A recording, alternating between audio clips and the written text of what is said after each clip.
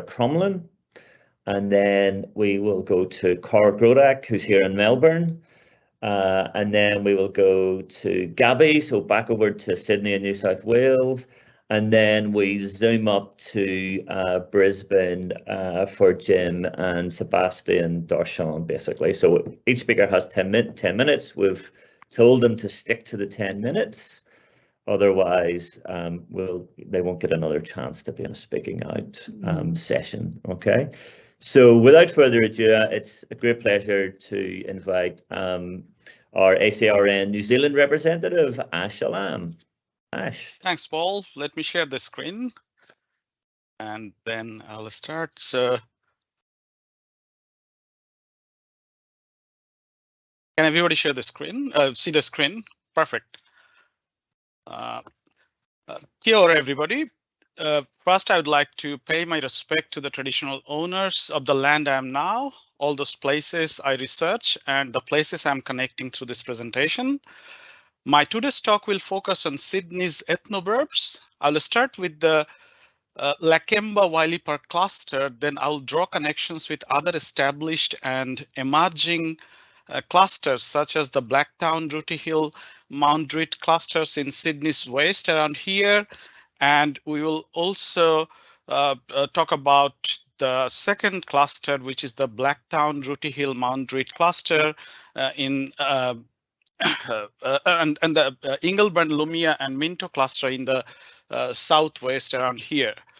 So, I mean, it is no secret that Lakemba is the most popular gateway suburb for newcomer migrants of culturally and linguistically diverse backgrounds. Statistically, Lakemba is the highest Muslim populated suburb in New South Wales with predominantly Lebanese Muslims, and Lakemba is followed by the neighboring suburb Wiley Park, which has also a large concentration of Lebanese Muslims. And obviously, this has implications on the social cultural practices and the spatial expressions these clusters embody, which then have flow-on effects on the communities living within them, who are sometimes perceived as the multicultural other. At other times, their estrangements may also cause what sociologist Zygmunt Bauman calls moral panic for the mainstream society. So in this context, for the last 5 years, I have been working with the first generation Muslim migrants from the South Asia to know how and why they organize their lives in Sydney's ethnoburbs. And just for noting, the South Asian Muslim diaspora is an interesting research subject. Research from the UK Banglatown and elsewhere suggests that particularly the Bangladeshi Muslim diaspora, which I also belong to, it suffers from identity paradox due to their religious practices that are similar to those of Middle Eastern origins. However, for their everyday food practices and appearance, and food practices, they can also be easily confused as broadly Indian. So interestingly, in Sydney, the common trend is that Bangladeshi new migrants enter into the Lakemba Wiley Park cluster and are less inclined to the Parramatta Harrisburg cluster, where there is a large Indian influence. And my participants reinforce that Lakemba or Wiley Park provides them the chance to experience authentic Islam. So typically these migrants spend their first 3 to 10 years in the landing cluster within 15 which is within 15 kilometers of the CBD. And subsequently, they acquire residency and citizenship and move to those outer ring clusters where housing is relatively cheap. But the question is, why don't they move there in to the outer ring suburbs in the first place? Obviously, we know part of the answers. Places like Lakemba, being landing suburbs, have lots of institutional support for refugee and migrant populations. These places also meet the immigrants' cultural needs, etc., etc. But I think things are much more complex than that. I was keen to explore the metropolitan mobility of this migrant group by examining their housing mobility over time, and particularly how housing mobility shapes their idea of citizenship, Australian identities, and life satisfaction. And my findings suggest that This group enrolls into this interesting process of what I'm calling metropolitan dispersals, obviously starting from Lakemba, then to the west and southwest. And within this dispersal process, they continuously make and unmake a range of imaginary and material borders which shape their settlement experiences, immigrant identities, and citizenships. So how does everything start? So mapping exercises with my participants here, just a snapshot of that. So these mapping exercises with my participants suggest that from the very beginning, their housing choices at the landing stage, obviously those are rental choices, are tied to a range of objects, sub-objects such as halal meat, spices, ethnic cuisine, religious schools, and so on and so forth. So, and therefore, in their everyday life, they mostly get the chance to selectively interact with people and places that satisfy their cultural and economic needs. And there are also gender dynamics, especially for women who came as dependents mostly, due to their low skill sets compared to their spouses, low level of language competency, lack of driving skills, and furthermore, when religious restrictions are overlaid, their metropolitan footprint and intercultural interactions are really restrictive and minuscule.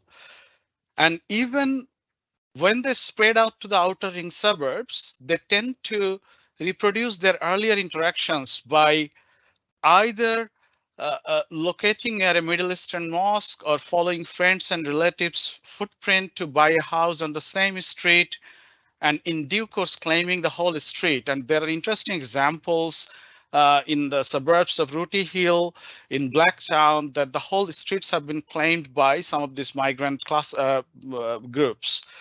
And sometimes the wives take a small baby step kind of entrepreneurial role to open a Bangla store or homemade food service or a daycare service for which the target group is largely the minority migrant community. And interviews suggest that they do all these things to reimagine that sense of networkedness they enjoyed before and in the landing cluster. And obviously you can't completely recreate a Lakemba over there in Minto or in Blacktown. And this is why they maintain ties with Lakemba, and some even rented out the house, the purchased house, and stayed in Lakemba. And although at this stage of dispersal, there are also opportunities created at a more diverse for more diverse cultural mix through their children's schooling, husbands are positioned in a wider job markets, etc., etc. But overall, they can't really break free from their quasi-South Asian, quasi-Middle Eastern mold due to their constant efforts of enclave making. So what are the implications? My interview data suggests that the participants' social and cultural integration opportunities to Australia in their formative 5 to 10 years of settling in remain limited due to their self-maintained and protracted bordering practices that stem from their identity paradoxes. And also, we have observed that for some in their later life, uh, tensions escalated with their children, those 1.5 generations and second generations, who usually had their cultural exposure than a better cultural exposure than their parents. But I think the most important thing here is when we asked all our participants, those first generation individuals, how they felt about their Australian identities. Interestingly, by Australianness, they construed a conflicted and somewhat skewed white Anglo-European ideal that they believe that they can never attain. And I sort of like, based on my data, I try to argue that this is the third identity paradoxes we are seeing in Sydney, uh, and they are conflicted with this paradox, and which is basically the byproduct of their long drawn out enclave making processes through their housing mobilities and metropolitan mobilities. So last slide, so we published some of our, we published our first article from this research where we just captured a part of the narrative. And in this particular paper, we talked about how the owner-occupiers of Bangladeshi Muslim background, they reproduced a hidden shared housing submarket by limiting its access to members within particular ethnic and social groups only. And we have argued that through this selective house sharing practice, they seem to have reinforced their own cultural otherness, which may have been a reason for their conflicted Aussie identities. Now, I mean, it's hard to do a justice to this research in 10 minutes, but let me put two key provocations from here. First, I think we need to recognize that culturally and linguistically diverse, especially minority ethnic migrants' metropolitan/housing mobility is a complex border making process. It goes beyond the affordability and economic rationales. Both housing and integration success is relative to the success in their ability to culturally appropriate their metropolitan landscapes. And the second provocation is, I mean, numerous research has shown that housing home ownership is a key stepping stone for immigrant integration and good citizenship. Well, that's true, but let's not forget housing and homemaking is also a relational process. Especially some forms of housing and metropolitan mobilities that we observed in our cases, they may impede integration and citizenship. That's all from me now.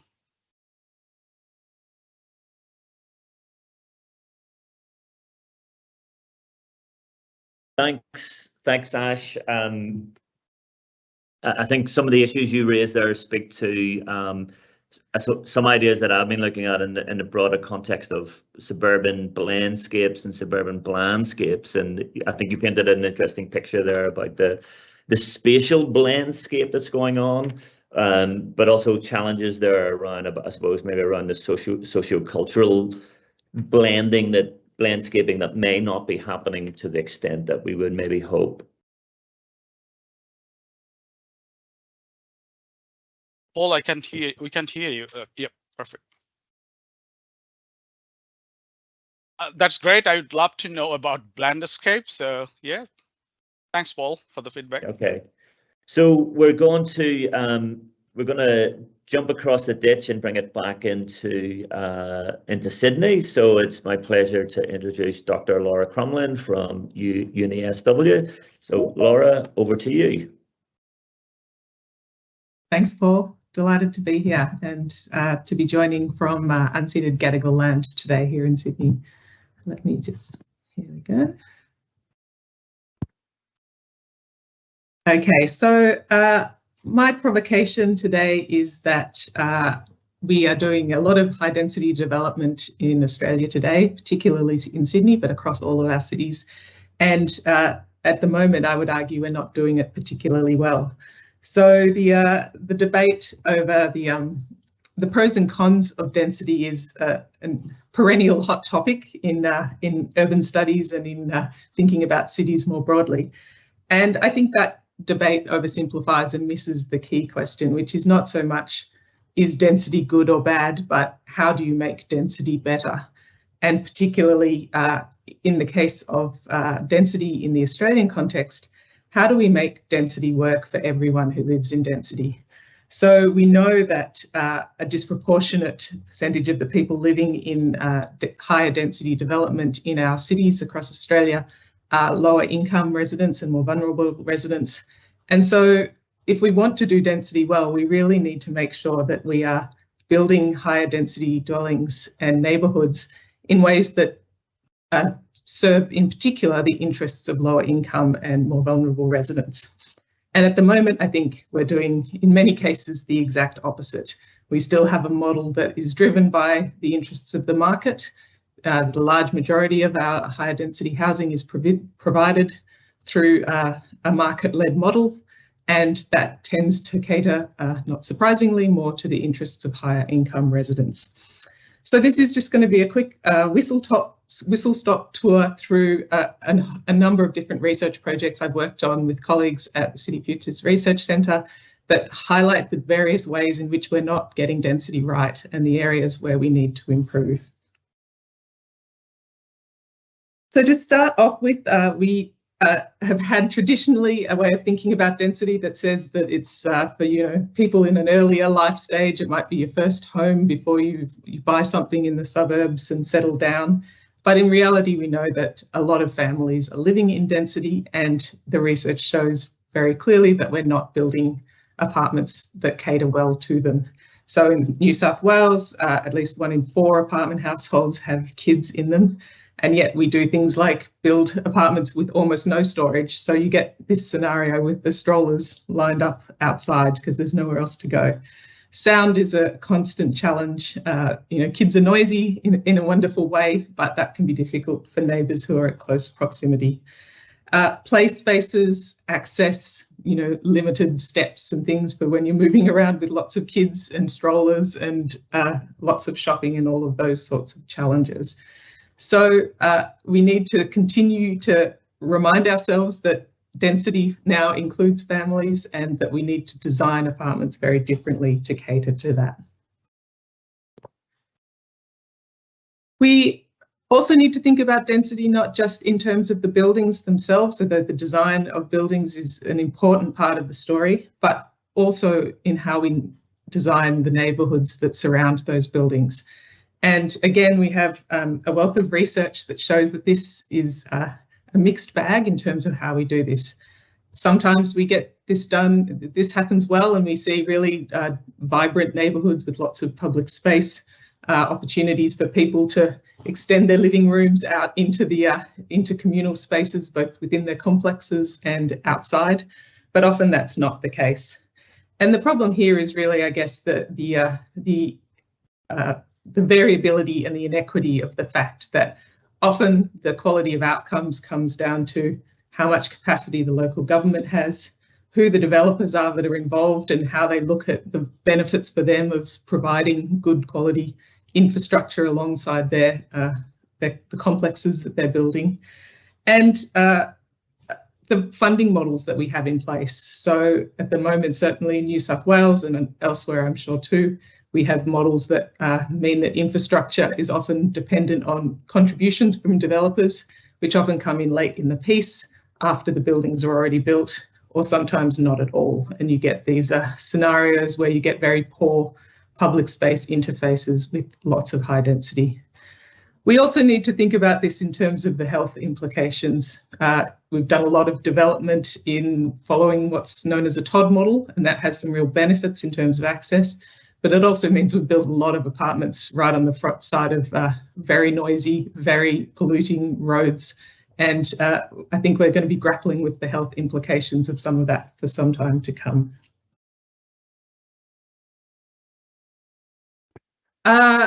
Another aspect of what we're not getting right is quality. And again, I guess New South Wales, unfortunately, maybe leads the way in this area. It's not particularly a proud record that we have, but we have had a range of high-profile issues. Opal Tower there, I'm sure all of you recognise, but it's very clear that there are real quality issues with some of the high-density development that's happened in our cities. And again, the research certainly backs this up. So project that we finished up last year that found that at a minimum, a quarter of strata buildings in Sydney had defects, but we think the real figure is actually closer to 50%. And we're not just talking about sort of cosmetic things, things that mightn't be quite right that you can live with.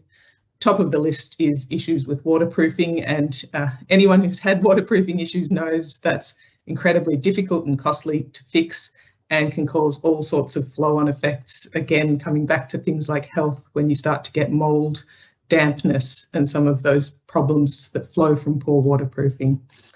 We've also seen cracking, structural concerns, and again, fire safety and flammable cladding are all concerns that go well beyond just things that aren't ideal to things that put people at risk. So there's also research that shows that this isn't just a financial burden for owners of these apartments, but also a significant emotional toll. And in many cases, the process to fix defects that emerge can take years and years and years, involve court cases, real financial implications, thousands and thousands of dollars. and basically mean that the experience of living in a building that has major problems turns into a real nightmare. And then the last way that I say that, you know, we think about strata and we think about density differently from the way we think about sort of standalone housing is the way we think about people's rights. So you have this model where you're both an individual owner of your apartment, but also a shared owner of the building. And something we've seen in the New South Wales context, and again, I know is on the cards in other places, is a move to reduce the rights of owners in terms of allowing 75% majority of the owners in the building to vote to redevelop or sell the building. So we know that renewal of apartment complexes is something that has to happen. Our cities change over time, they grow, we need more apartments, we need better quality apartments if they're getting old and starting to be run down. But it's, I think, striking when you step back and look at this from the perspective of how we went about solving those problems, and the fact that we looked at strata and said, in this context, in apartments, it's okay if your neighbours decide that they can vote you out of your apartment, but we're not going to make a similar change for people who live in freestanding houses. So again, I think it's an example of the fact that we maybe still think about high density as a temporary place, a stepping stone on the way to our proper home where we're going to settle down for good. And the reality of our housing markets, housing affordability, is that for many, many people, that's not the case. We could also look at this in the context of the fact that many, many apartment residents are tenants. And I think anyone who's looked at tenancy rights in Australia knows that there's real challenges for tenants in trying to establish a long-standing, safe, secure home for themselves. So definitely an opportunity to rethink how we allocate rights to people depending on whether they live in density or not. All right, so I'll wrap up just by saying that this isn't an anti-density presentation by any means, it's an anti-bad density presentation. And I think we're at the point now where the argument really needs to be not about do we do density or not, but how do we do density and how do we make sure we do it well? And particularly, how do we make sure we do it well for everyone in density, not just those who can afford a more expensive, better designed, better built apartment? Good planning is obviously one of the solutions here. Rethinking how much of our housing is provided by the private market and the policy framework in which that happens is an important part too. And why do we need to do it? Because this is reaching beyond individual buildings or individual neighbourhoods now. We're going to increasingly see metropolitan-wide social and economic impacts if we don't get this right. I'll leave it there. Thanks so much. The virtual applause. Thanks so much, Laura. Really interesting. My reading of Pat Troy's early work actually was not that he was against density per se, but that he was querying and questioning critically the claims around efficiencies, particularly environmental and energy efficiencies that were being made about density, and arguing that we need to look at those with more scrutiny. And I think that the work that you and colleagues have been doing, you know, for a number of years has really deepened and extended those questions of equity in relation to, you know, what constitutes density and what do we mean. So it's really terrific to hear some of that work being shared here. Thanks, Laura. Thanks. Again, if anyone has any questions for either Ash or Lauren, both very, very, you know, interesting and complementary in their different ways around spatial justice questions, please post them in the chat and we'll come back to those at the end. But now I'd like to turn to Carl Grotich. Carl, if you wouldn't mind sharing some of your thoughts around this idea of metropolitan provocations. Sure. Hopefully you can see my screen. And hopefully this follows good on the last two. I'm going to talk about healthy and livable spaces after COVID. And given that I'm actually in isolation with COVID right now, I should probably get rid of the post on my title, but it's there. Basically, my starting point and argument is that over the last 2+ years with COVID lockdowns and what may turn out to be a more than temporary rise in work from home populations has really turned attention to planning for healthy and livable places towards the neighborhood level. And I think this has had some positive outcomes. It's important, but it's also taking that neighborhood lens really is problematic and misses probably some of the bigger lessons from COVID. First of all, the need for taking a metropolitan level account of the variation of impacts of various sorts across different places. And then secondly, by turning inward towards the neighborhood, we're completely forgetting about planning for healthy and livable spaces of work.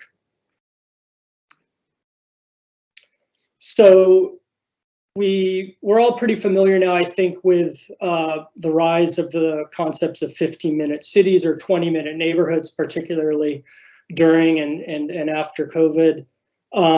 And a number of city councils were really quick to adapt to this concept and develop pretty easy, quick fix, reactive planning responses, largely through temporary bike lanes, retrofitting parks, and what we call parklets, which are essentially outdoor dining spaces for bars, cafes, and restaurants.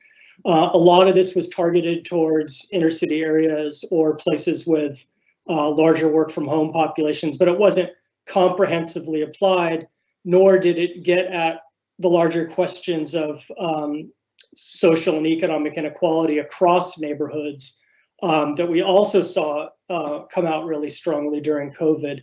And a particular problem is that no neighborhood is really ever going to be self-sufficient. It can't support all our needs, and I think that should be the bigger lesson that comes out of COVID, is that as we know, most jobs actually can't be performed at home. The neighborhood is not going to address the needs of most of the workforce. They have to leave their neighborhood to get not only to work, but also the education, healthcare, and other community services that they need. And these are just some statistics from a study that we did very early on in the first couple of months of the first lockdown, looking at industries where we saw high levels of unemployment or reduced hours in the usual suspects of kind of consumer services, entertainment, arts, community services, transport, tourism, and so forth. And these vulnerable employment industries are particularly, where you have those jobs that are in the consumer service industries. They're high part-time, low income, many jobs are held by women. But I guess to me, the bigger takeaway is just the overall workforce pre or post COVID is already really dependent on high levels of part-time and low income work. And that means, we're not necessarily planning for, if we're just focusing on neighborhoods, we're not necessarily planning for that larger workforce. And so this is from another piece of work that I've done, looking at all employment areas in Greater Melbourne as defined by Plan Melbourne. And I think what's particularly interesting is that we spend so much time on the central city in terms of a destination, in terms of transportation and so forth, amenities, but although they have lower employment density, industrial zones collectively actually employ more people. They employ about a quarter of the workforce in the entire Greater Melbourne area. So they're really significant places, but they don't get that health and livability treatment that our neighborhoods or even the central city does.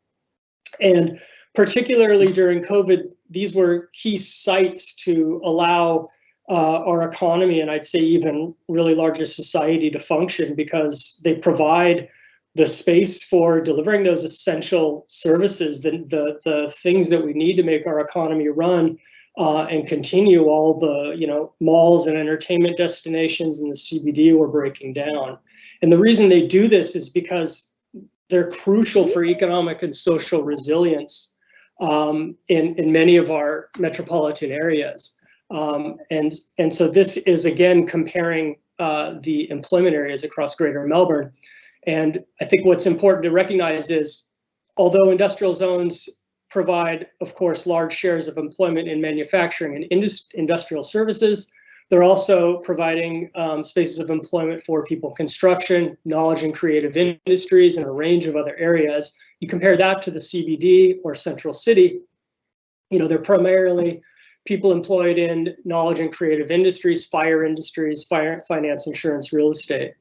Similarly, industrial zones have a pretty even mix of high, middle, and low skilled occupations within their boundaries. Again, compared to the Central City, which is primarily, of course, high skilled manager and professionals and people at the lower end of the middle wage spectrum in clerical and admin jobs.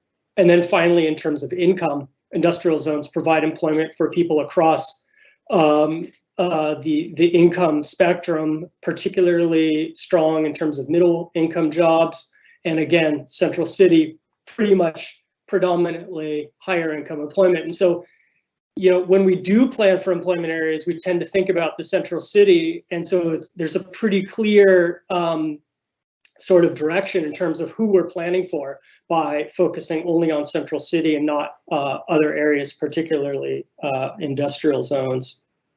And so this is something that we wanted to try to get at with our students in urban planning design at Monash. So last year, my colleague Liz Taylor and I ran a studio looking at industrial lands and particularly thinking about inclusivity and questions around health and livability, and trying to apply some of the lessons from neighborhood planning to industrial areas. So thinking about ways to ameliorate what are quite significant urban heat island effects, dealing with low tree canopy cover, thinking about transport, amenity, and access, which are particularly poor for these job centers that are spread throughout our metro areas. Students also looked at bringing business incubators and workforce training to the site of employment within industrial zones as well through a variety of different strategies. So in conclusion, I'd argue that planning during and subsequent to COVID has been largely reactive, amenities driven, focused on the neighborhood, and a healthy and livable city really requires that we think of the neighborhood in a larger metropolitan scale and that we deal with work and residential spaces in tandem. Metropolitan planning is going to allow us to step back from high profile places and think more comprehensively about how we can deliver a more equitable level of basic community infrastructure and services, how we get people access to those services, and how we address the unique needs of different populations and places. It also is going to help us think about different types of employment areas beyond the CBD. And I would argue a stepping point here to begin is to think about industrial districts which have substantial employment concentrations that are underappreciated as multinodal job centers that already exist within our metropolitan area that we can build upon in the future. So that is it. Thank you.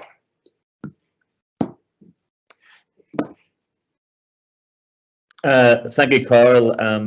Again, I think what you're highlighting there speaks to some of the work I've been doing looking at CBDs and retail in particular between urban and suburban spaces. And I think it's really, industrial spaces are much overlooked actually in kind of metropolitan planning analysis and urban studies basically. And as you know, we went through a period of obviously deindustrialization, but in some senses, I think we're seeing reindustrialization on really interesting kind of micro scales, both within inner metropolitan, but also outer metropolitan regions as well. And I think that's only going to change even more moving forward. So really interesting stuff. Basically, I think particularly as we're with the platform economies and kind of disruptive urbanism, which has been kind of highlighted in Urban Policy and Research Journal a couple of years ago. There was a special issue that's really changing the spatial structure of I think our metropolitan regions in really intriguing way. So thanks for that.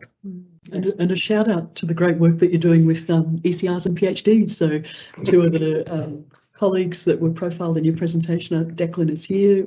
Great work, Declan. I know you presented to PhDs during the week, and also Nicholas Guerra. So that's great to see as well.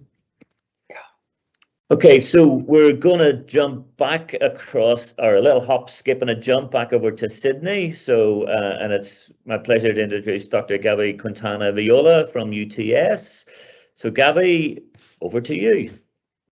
Hi, everyone. Thank you very much, Paul and Wendy. I'm going to share now my screen, and I hope all of you can see this. I'm going to follow the discussion that Ash, Laura, and Carl have started, and reflecting from another perspective about, well, if this is how we should be doing neighborhood planning or density or including CALD communities or any type of communities in our planning processes, then I pose the question like, are we really doing sustainable cities and sustainable neighborhoods and in this case, suburbia? So how is this panning out? And this presentation arises, the thought process of this arose from the Australian State of the Environment report of the in the urban chapter, where we did several assessments about the current state of, well, obviously the environment. So what are the outlooks, what are the pressures, and what are we doing from a governance perspective? And this is just an example of these assessments, which we did by combining desktop analysis. We also sent out surveys to local government, and we also had a panel. We workshopped with a panel of experts to develop these assessments. And one of these was about the management effectiveness of our urban environments. And in this one, we realized that it's partially effective. And why our management of urban environments, and then we're going to come back to how sustainable we approach cities. It's partially effective because even though there are fragmented and isolated great examples of how we are addressing urban sustainability, resilience, including all the different aspects of it, definitely we're still lacking national approaches and visions about how to address our urban environments and how to create better, healthier, more livable cities all over Australia. And then I started thinking, well, what are all of those sustainability policies that can underpin how we move forward and what we are currently doing? And I don't know if you have ever tried doing this, but if you do a Google search saying sustainability policy in Australia, we have mainly environmental policies that come up. And the main one that we have is an environmental sustainability policy arising from 2014. Well, that was the last update. And it actually focuses on energy, emissions, materials, waste, and water. All of these are definitely elements that are very relevant to our built environments and to our urban environments, understanding that urban comprises both the built and the natural and the interaction between them. But there are other areas of sustainability and other areas even of environmental sustainability that are not included. So we wonder, well, what happens with the economic, the social, and what happens with understanding the role of built environments and urban environments in creating more sustainable practices. So thinking about the role of the built environment, and more specifically of the role of the built form, we think about, and this is something very much connected to what Carl was saying about the healthy and livable spaces, and what we think when we do neighborhood planning, what we keep in mind. And we have different elements such as access to services, and this accessibility is, we can link it with walkability, which is separate, but everything is interconnected. Even we can link it with climate and, for example, the impact of heat in walkability, and then in how we access the different services and amenities we have. elements of street connectivity, green coverage, tree canopy. And one of the ones that interests me the most is the relationship between the building size versus the lot size. I don't know if you're aware, but in Australia, we have among the biggest houses in the world. And even though we are still, in the past few years, we have seen a rise in high-rise development. And considering that in Australia, high-rise is 4 stories up, which in other countries around the world, 4 stories would not be considered high-rise, but that's a different topic for discussion. When we consider all of these changes, we're still need to think and consider, okay, what are we going to do about sustainability? Because we're saying definitely we're going more into high-rise development. However, greenfield development, and with greenfield development, like detached housing development still occurs. And then we think with this suburban type of development, which is the other side of the coin from Laura's presentation, is like, what are we advocating for and what are we actually doing? As in the left-hand side, we're advocating to have more connected neighborhoods, green spaces, and that's the neighborhood planning that Carl was mentioning.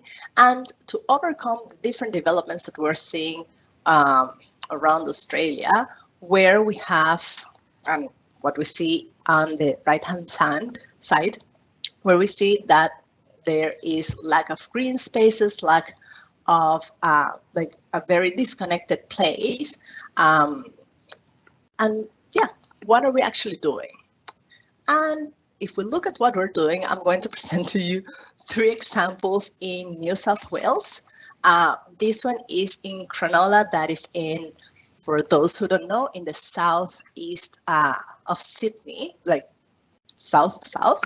And we have a very green area that is very well established and a new development. So this new development that was finished maybe 1 or 2 years ago at most, and there are actually still houses being developed. It's a very high-end area. It has houses that I cannot even begin to imagine how much they cost, but there are no green spaces. The lot sizes are smaller than in the neighboring areas, but as you can see from this Google Maps satellite image, the houses are just bigger with no lateral setbacks, minimal lateral setbacks in which you cannot even fit a small bush. You have no backyards. All the lot is filled with the house, leaving no room for extending the green canopy, no room for green spaces, and we continue to do the same isolated spots. This area here has just 1 entry and 1 exit to this whole complex. These type of developments are also happening not only within Greater Sydney in this case and within areas that are already built, but they're also happening in other areas that have no other amenities, no other services. This is to the north of Sydney. This is in the north of Central Coast in an area called Catherine Hill Bay, which was valued due to its very nice beaches and the very small and very local community they had. And I just looked at the time, and yet massive developments, which are the same cookie cutter type of suburban that we see in Sydney, are happening in areas like this with no amenities and no services close by. And the last example that I want to show is a regional town called Fredericton, also in New South Wales. We can see that the small town is just houses. Last year we drove by and it was a dying town. A lot of the houses were abandoned.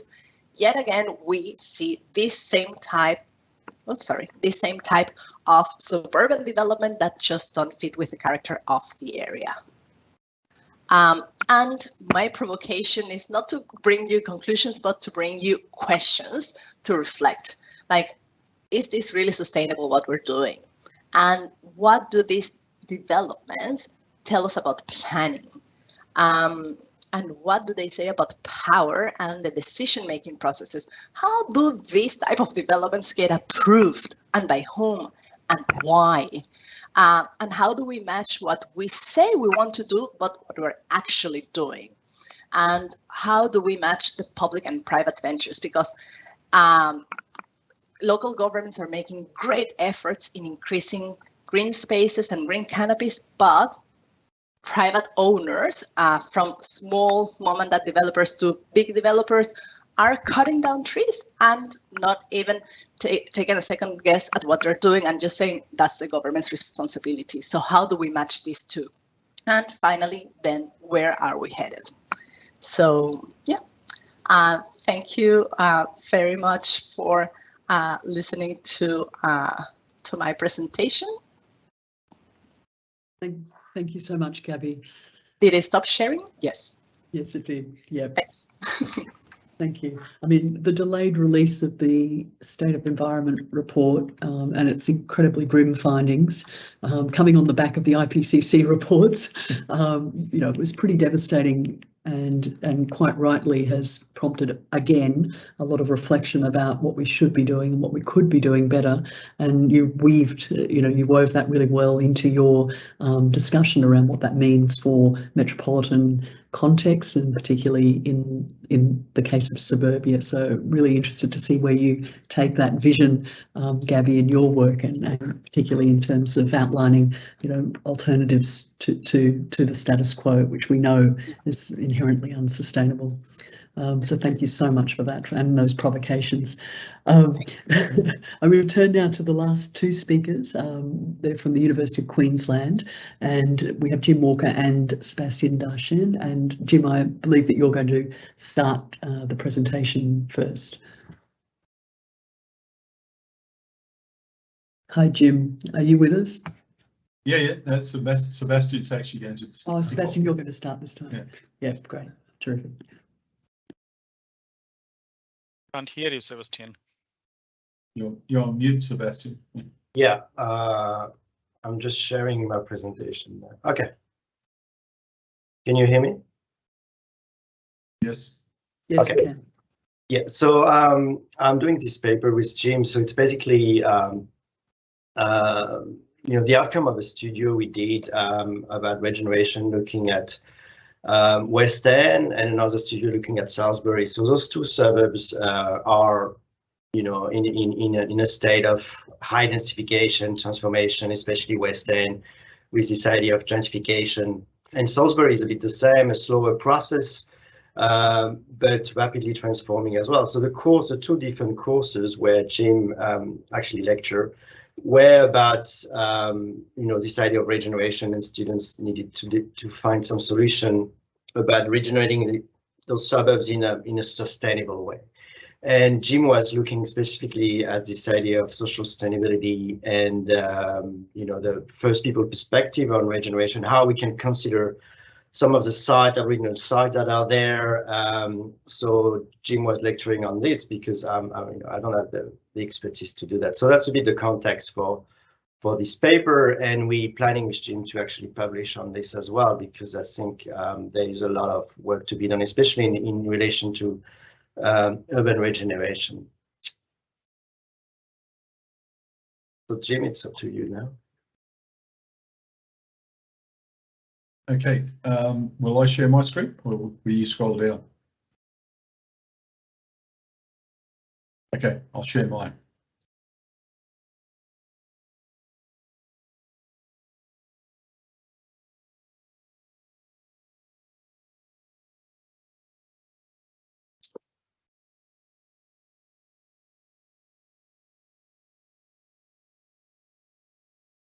Sebastian, you need to unshare it. Yeah, unshare it. Yeah, perfect.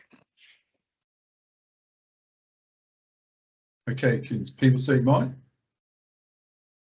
Yes, we can, Jim. unless Okay. that's... All right. I'll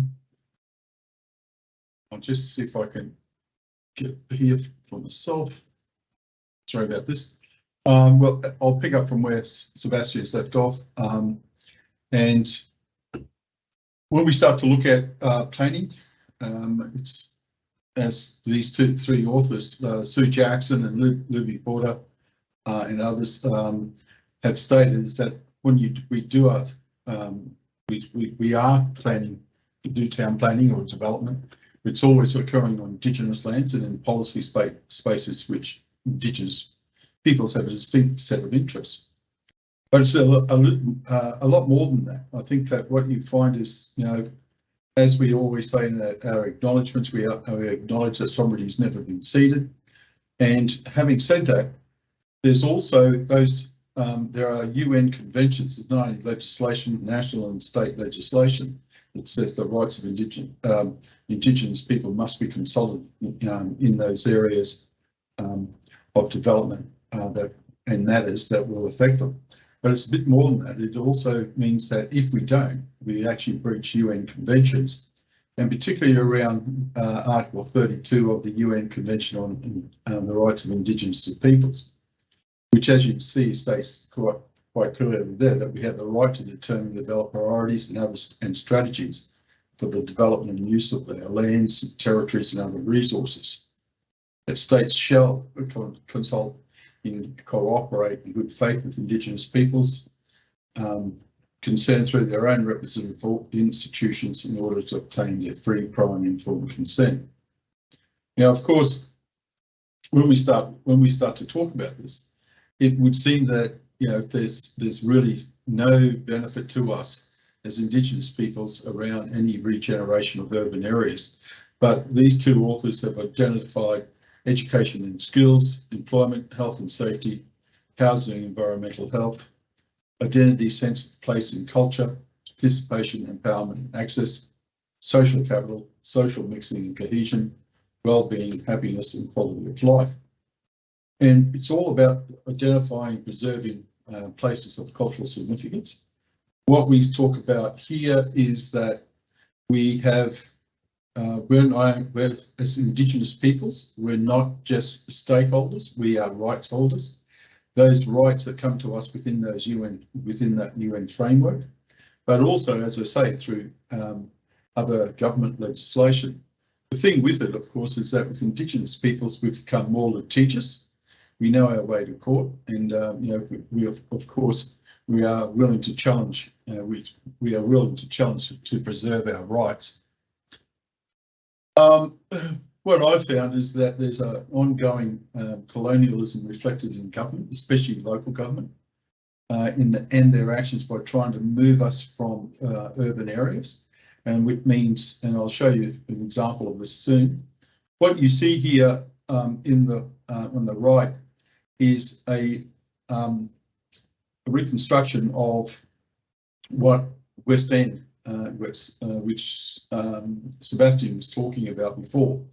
This is prior to the coming of the Europeans, and as you can see, there were areas of here where people were their camps, but there are also areas for fishing and hunting, etc. So when we start to look at West End nowadays, it's a completely different picture. But as we say here, Jeff Greenway, who's an Indigenous architect, has said you can cut concrete over country, but country still exists. And this is the important thing about it. And what we do see within, and that you know only too well in Melbourne, when we see the Barak building and other places like Fitzroy, and those of you in Sydney like Redfern, we are still here. We are still, you know, we do see our culture reflected. But at the same time, what we also see is, if we don't dig our heels in, then the local government especially will try and move us to the fringes. Here what we see is a number of photos. For those of you who have been to Brisbane, this is Musgrave Park in West End, where it has always been a collection place for Aboriginal people coming to Brisbane. If you were coming here, you would always, if you were looking for someone who might be coming down from up north or other places, you'd always go to Musgrave Park first. But at the same time, we've got, when we have demonstrations for our rights, we often see, as you can see from that photo, a big police presence trying to move us on and to stop us from demonstrating. Here again in West End, there's a large sculpture here. It's a large goanna, and that was put there because it was to stop Aboriginal people. This is where we used to congregate. And there's a big Moreton Bay fig here, and that's where we would also come for, I guess, for meeting as a meeting place. But they've now put this big goanna there, so the seating areas are very limited, as you can see from where those guys are sitting. We've also have other buildings there, 98.9 for AAA, which is Murray Radio, which is a large country music station, but it's a mainstream radio station. It's not just a limited audience. And we also have actually murals scattered throughout the city that also depict activism, but also Aboriginal culture.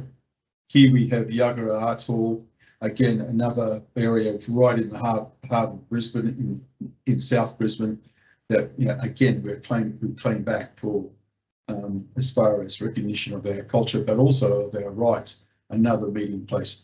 Now, all this, of course, all this area here, what you see here, now comes under consideration for the coming of the Olympic Games in 2032.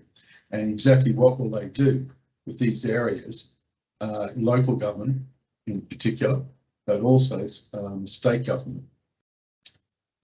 I suppose the provocation there is, don't Indigenous rights still do exist within urban and city areas, and any lack of consultation, engagement, and inclusion in decision making about us is then an infringement of the UN conventions. And just some references. And that's it for us.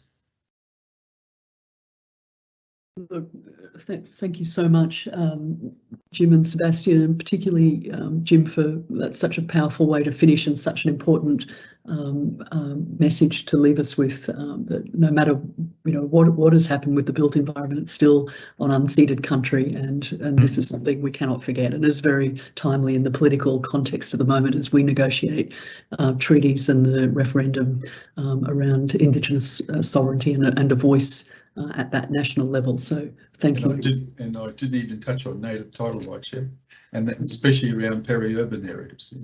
As development increases and spreads, then you are starting to spread into possible native title areas, but Aboriginal cultural heritage areas as well. Thank you. Thank you. Thanks, folks. Look, we just want to pose a question to all of our panellists. This is Social Science Week. This is one of the last events of the week on this Friday. And the question is just to ask each of you to offer a few comments as to what you see the role of social science is in relation to the work that you do, and particularly the work that you do around the metropolitan context. Ash, could I throw to you, which is a bit cheeky, I know, given that you weren't given this question to pre-consider, but it's just really, given that we are in a Social Science Week event, what is the role of social science, if any, do you see in your work? Thanks, Wendy. I mean, I have been grappling with this question for perhaps the last 5 years, because I was trained as an architect before in a very much sciencey mold, and then I moved to geography, and when I came to human geography, I think it just adds layers to my thinking to think about built environment and suburbanism in a different way, more human way. So I guess, and because I research with migrants and housing, I feel like, you cannot really just see housing, or you can actually understand migrant mobilities just by numbers and just by those technological solutions, right? So obviously we need to bring in those different social lens, and there should be more investment into this kind of research, where we can look into different vignettes of sociality and to unpack some of those, I would say, layers of narratives that are actually taking and shaping metropolitan Sydney or Australia. So yeah, I think that's my impromptu take now. Perhaps I can add some more later, yeah, after somebody jumps in. Thanks, Ash. So layers of narratives. Laura, I'm going to throw to you. My apologies for saying Lauren before. I work with a Lauren regularly. So Laura, what's your take? Totally fine. It happens all the time. Look, I think a similar argument. We, those of us who work in the built environment space spend a lot of time working with people who think primarily about the built form and the design and the shapes and the spaces, and that's an incredibly important part of understanding how our cities are changing and growing. But if we don't also understand the histories and the experiences of the people living in those spaces and using those spaces, then we're really only getting part of the story.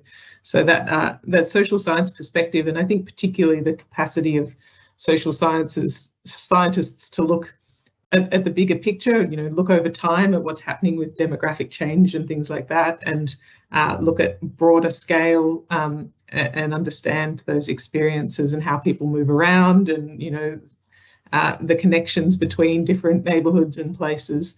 Those insights are incredibly valuable. If you just look at a particular point in time or a particular geography, then you miss the bigger picture.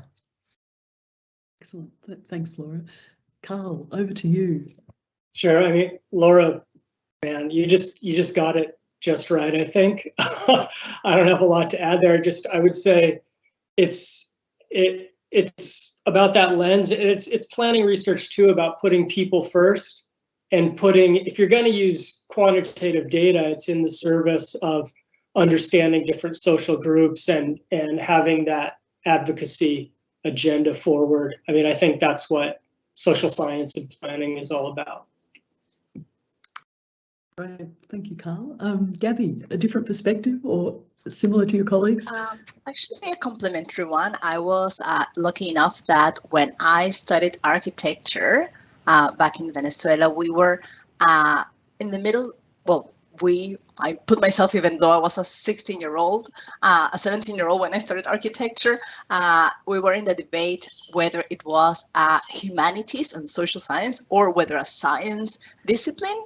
And luckily, most of my lecturers were more inclined to understanding that architecture was within social sciences. So that what we do with a built form, as Laura was mentioning, like with a built form and with how the shapes of a city, that is actually part of the society, and what we do is for the society. And later on in time, I realized that it's something to be done with people. So it's not separated. Like social sciences has shaped since I was 17, my perspective on how we deal and liaise with built environments and how we should practice. So it's not something separate. So it's very inherent to my work and what we all should do from my perspective. Thanks very much, Gabby. Jim and Sebastian, would you like to offer your thoughts on the role of social science to the work that you're doing? Yeah, I can talk about it. Yeah, I mean, I think just 1 week of social science is not enough, time.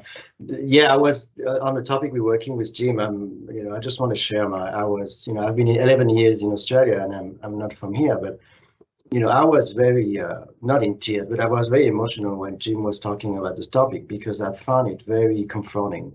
And you don't hear very often about it in Australia. Like, I've been here 11 years, and it's something that is not really, being really discussed. I mean, it is, but, so Jim really shared that with my students and myself. So that's a huge topic, I think, already, about the social aspect. I mean, it's really unfair, and there's a lot to be done in this area. So that's one area. I mean, the other thing is about what the others said about, I'm thinking about the quality of life. Carl said about the experience, how we experience the city, and putting people first. All this thing about the Angel. I think it's the experience we get with Australian cities is not always really great. You know, this urban sprawl. I think we need a change of culture, or how we build the city, really, to really prioritize the end users and people. I mean, what Gabby presented is another example that the culture hasn't really changed. I mean, there are of course some good things, but I mean, I think that would be the two main things I would like to mention. Thanks, Sebastian. Jim. From my experience, and I used to be manager within the Australian government, manager of a national community housing and infrastructure program for Indigenous peoples within across Australia. And what I find hard, I guess, from an Indigenous perspective, is that when you start to look at development, especially urban development, it's, you know, let's build the development and let's put the buildings in, the apartment buildings in the, you know, the housing, and the people come. Whereas from an Indigenous perspective, it's what sort of housing do you need here? You know, we don't see the way people are talking is here's the building. Now you come and live in here. Whereas what we see is, hang on, you build the building for us. You don't build the building for the sake of, you know, expediency, for cost savings or whatever. And so what we actually see is you can't take that. You can't see people and environment as separate. People and environment are one, which is about that special relationality that we have within Indigenous philosophy as to how we are all part of it. So we see that in our totems and our dreamings. So, and that all depicts fauna and flora. And so we're actually part of that environment, whereas we build our houses to fit that environment and fit our requirements. We're around the other way around, where here's a building. Now, if your family doesn't fit in here, bad luck, you know. So we do it around the other way as a natural way of thinking. Thank you, Jim, for those thoughtful words. Lisa Law, also, who's in the audience, has mentioned, I think, in a relational way that we need to consider more than humans and the more than human city, which is certainly wrapped up in the way Indigenous ontologies and knowledges approach the question of country and our role within it. We're very conscious of time. You can see that there is a wealth of really important and interesting research going on within the Australasian context. Thanks very much to the presenters, all of you, for sharing those thoughts on a Friday, this last day of Social Sciences Week. Thank you to the audience for bearing with us with our technical issues, and to Robert and Ari, who navigated around those technical issues, because often they're sort of caught in the interface between those tricky areas that just don't seem to want to work. I'm just going to hand over to Paul for some closing comments, because really this was his brainchild, and it's at the heart of the research that he does, and it's, you know, an area that he's really been focused on and is keen to support and promote. So, Paul, over to you for closing remarks. Thanks, Wanda. Yeah, look, I mean, I think thanks everybody for the range and the provocations that everybody put forward, and I think that was you know, my hope and you know, the ACRN's hope with this particular speaking out in Social Science Week is, you know, the ACRN is, you know, moving through a new phase of its evolution as an organisation. The Speaking Out series is our little way of trying to add to not just scholarly questions and debates and stuff, but I think we're very keen to, you know, branch out into other spaces, into the policy world, into the public world, and these little events like this hopefully can, you know, prick some ears in some places, basically get some questions and conversations going, and then, you know, ultimately it's, you know, the bigger dreams of, you know, what the power of social science, the power of urban studies, and in making, you know, positive transformations at, you know, whether that's at a micro scale or much larger kind of scales that might take place across metropolitan regions. And I think with the release of the recent census, and, you know, I think that's going to raise really interesting questions for us as we move forward and can reflect on what's happened, you know, with population change and if we ever move to a post-COVID era, so to speak, if if there's not going to be another interesting challenge thrown at us, as we move forward. But thank you so much, and enlightening for me in lots of ways, and particularly for your stuff, Jim. Thanks a lot. And a quick plug for the Festival of Urbanism, which starts next week. Carl, do you want any quick plugs for it while we're here? Sure. I think we have over 20 events over the next 2 weeks. We're starting off in Melbourne. Everything's online. Festivalofurbanism.com. Ash, you're spearheading an event on Tuesday evening? Yeah. Okay. So on Post-Work Futures, the theme is the Festival of Future Urbanism. So yes, please join. And with that, thank you, everyone, and we'll see you at the next event. Thanks a lot. Have a good weekend, everybody. Thanks a lot. Bye. Bye, everyone. Thanks all.